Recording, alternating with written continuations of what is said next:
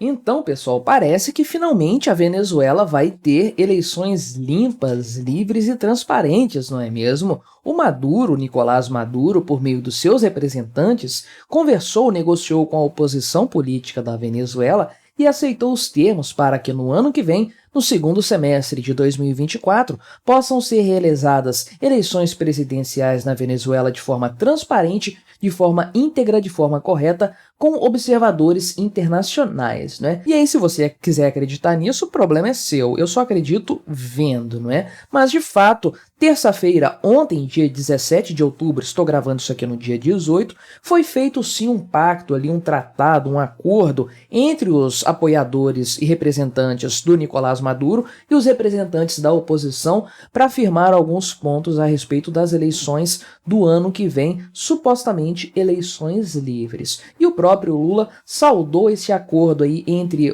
a ditadura da Venezuela, conforme o pessoal da Gazeta do Povo bem coloca aqui, e a oposição para eleições livres. E é aquela história, se o Lula gostou, se o Lula está empolgado com isso, é porque a coisa não cheira bem. Mas vamos dar uma olhada nos detalhes desse caso aqui. Antes disso, deixe o seu like e o seu comentário neste vídeo, se inscreva no meu canal. Se você ainda não for inscrito, considere se tornar membro patrocinador do meu trabalho com valores a partir de R$ 1,99 por mês. Você me ajuda bastante, pode ter certeza disso, né? Então, houve uma reunião lá na ilha de Barbados, né? Isso, na ilha caribenha de Barbados aí, e é o primeiro contato entre o governo venezuelano, a ditadura do Nicolás Maduro, nesse governo autoritário, autocrático, e a oposição venezuelana em 11 meses. Então, quase um ano que não havia nenhum tipo de contato aí entre os países. Nicolás Maduro fez isso de livre e espontânea vontade? Obviamente não. Isso foi uma imposição dos Estados Unidos aí, porque, de fato, o país estabeleceu a supervisão do pleito das eleições ali presidenciais venezuelanas como uma das condições para afrouxar as sanções contra a indústria petroleira da Venezuela. Então, Nicolás Maduro precisava fazer isso aí. Os Estados Unidos não se posicionaram a respeito do que foi decidido lá, mas o Lula sim, conforme a gente viu. E aí, de acordo com o que foi pactuado pelas partes aí, vai haver eleições presidenciais competitivas no ano que vem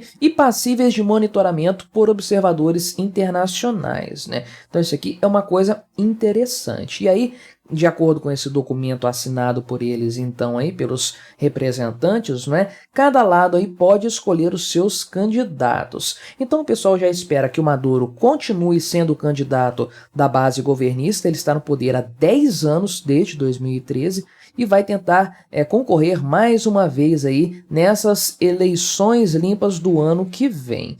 Então, quem estava representando o Nicolás Maduro lá, que é o nome forte do movimento chavista na Venezuela, foi o Jorge Rodríguez, que eu vou chamar de Jorge Rodríguez porque é difícil pronunciar, né? Jorge Rodríguez, mas ele disse aí que tem outras questões que precisam ser abordadas nessas negociações. É uma coisa preliminar ainda, não é? Então, o grande ponto em questão aqui são candidatos da oposição que foram banidos pelo governo venezuelano de disputar eleições, candidatos que têm uma grande possibilidade de vitória contra o Maduro. Mais ou menos o que o pessoal fez com o Bolsonaro aqui no Brasil, né? Trataram de deixar ele inelegível para não ter risco.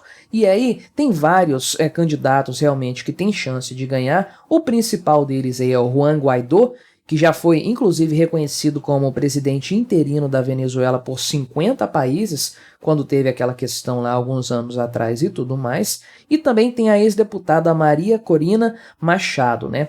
E também um outro aqui, que é o Henrique Capriles. São nomes bem conhecidos e bem fortes da oposição ao chavismo na Venezuela. Então, o que acontece é o seguinte, o senhor Gerardo Blide, ou Blide, não sei, né, que é o representante da oposição na negociação desse acordo aí, ele ficou empolgado lá, falou que esse acordo podia ser um caminho para que esses inabilitados, né, recuperassem seus direitos políticos com celeridade. Porém, o outro cara lá, o Rodrigues, contradisse isso aí logo em seguida e falou o seguinte: se você cometeu um crime e foi condenado, você não pode ser candidato. Se você foi inabilitado administrativamente, também não pode. É aquela velha estratégia, aquele velho método socialista de garantir o seu poder nas eleições, mesmo tendo eleições. Você simplesmente tira todos os seus opositores, todos os candidatos com alguma chance de vitória. Aí sim você consegue se manter no poder de forma indefinida, mesmo com eleições realizadas periodicamente, né? Então aí a grande questão é, não vai ter fraude se isso acontecer, né? Não vai ter fraude eleitoral na hora da contagem dos votos, nada disso. O observador internacional vai poder ficar de boa lá e ver que o negócio aconteceu mesmo, porque realmente não tem candidatos, né? A grande fraude desse pessoal começa muito antes das eleições, né? Na inabilitação de determinados candidatos. Então, é uma tática muito conhecida do pessoal da América Latina. Aliás, né, as eleições na Argentina são um bom termômetro para isso também, para a gente ver até onde esse pessoal está disposto aí. Se o Javier Milei, agora final de semana as eleições, diga-se de passagem, né? Se o Javier Milei conseguir, de fato, aí, se eleger sem ser impugnado, sem ter a sua candidatura cassada depois, nada disso aí, então é porque existe chance de termos eleições limpas na América Latina ainda, mesmo com governos socialistas autocráticos no poder. Agora, se ele for derrubado por algum motivo, sua candidatura foi impedida e tudo mais, é porque realmente a coisa foi para o brejo. Aqui na América Latina não tem chance de termos eleições limpas mais. Agora, é curioso que semana passada, quinta-feira passada, o governo do Nicolás Maduro aí tinha vetado observadores da União Europeia nas eleições. Por que que eles fariam isso? O que que eles têm a esconder? É a grande questão, o grande ponto aqui nessa história, mas ele tinha feito isso anteriormente, agora parece que voltou atrás um pouco, pelo menos até o momento aqui, né? E aí, obviamente, o senhor Luiz Inácio Lula da Silva parece muito feliz, muito contente com essa história. Volto a dizer, se ele gostou disso aí, é porque tem algo ruim, tem caroço nesse angu aí, pode ter certeza. E ele disse o seguinte lá nas redes sociais, no Twitter, né? Ele disse não, alguém escreveu para ele porque ele é praticamente um analfabeto, né? Saúdo a assinatura dos acordos para a promoção dos direitos políticos e garantias eleitorais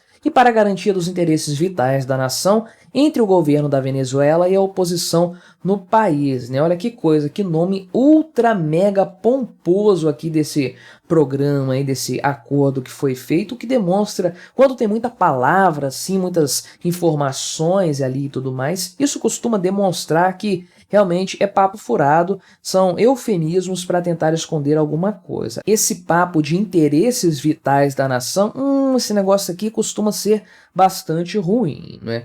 Então, de fato, o próprio Celso Amorim, que é um ex-chanceler brasileiro e atualmente é assessor especial para assuntos internacionais da Presidência da República e que é conhecido também por ser um grande apoiador defensor do Hamas, né? Pois é, estamos a pé de política internacional, mas ele também parabenizou os venezuelanos por esse acordo aí e falou de forma positiva sobre o resultado final. Ele disse aí que o entendimento entre as forças políticas venezuelanas mostra que o diálogo é capaz de trazer resultados efetivos, né? Olha que coisa, será mesmo que isso aí vai acontecer, que existe essa possibilidade de termos eleições limpas, eleições livres lá na Venezuela, que conforme o Lula colocou, eleições livres? E volto a dizer, eu só acredito vendo, porque realmente o que o Nicolás Maduro tem feito para se manter no poder não está no gibi. O cara conseguiu uma margem de votos ridícula, pífia na última eleição,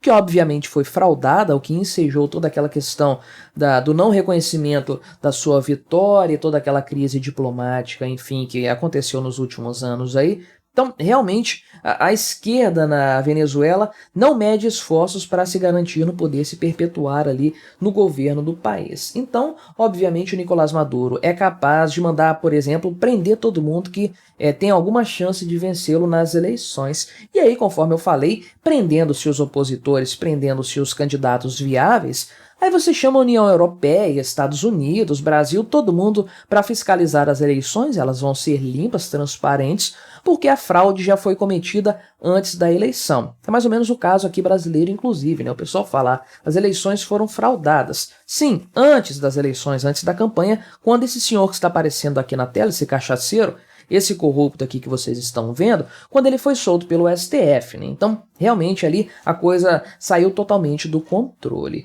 Então, esses governos de esquerda, governos latino-americanos socialistas aí, eles lançam mão sempre desse tipo de expediente. Eles querem fazer eleições para dizer que são governos democráticos, governos do povo que têm legitimidade, mas as eleições não são legítimas porque eles realmente prejudicam totalmente o sistema democrático do país, prendendo opositores, inviabilizando candidatos que poderiam dar trabalho nas eleições e, em casos extremos, também manipulando o resultado das urnas, ali, o resultado das eleições, porque isso dá poder para que eles possam, de fato, dizer que são legítimos representantes do povo, não são ditadores. Afinal de contas, Venezuela tem até eleições, né? Como é que pode ser uma ditadura, não é mesmo? Vai vendo, cai nesse caô, nesse papo aí, quem quiser. Mas o que você achou dessa história? Você confia nessas eleições? Colabore com o nosso debate, se inscreva no meu canal se você ainda não for inscrito e até a próxima.